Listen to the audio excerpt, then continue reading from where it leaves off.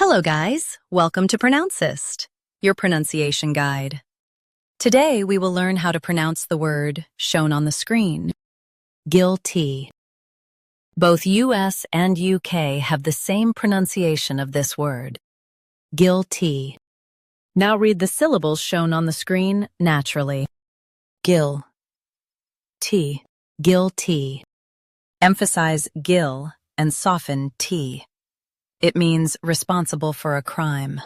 Gil, T, guilty.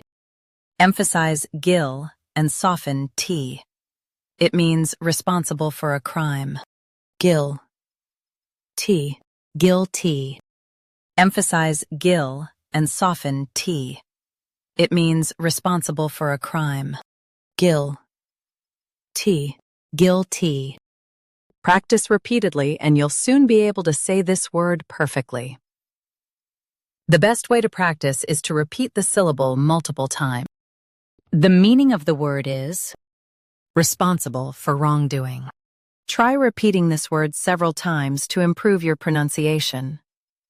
We post daily videos on useful and commonly mispronounced words to help you speak clearly and confidently.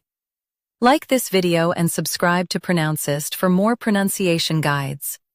Thanks for watching us.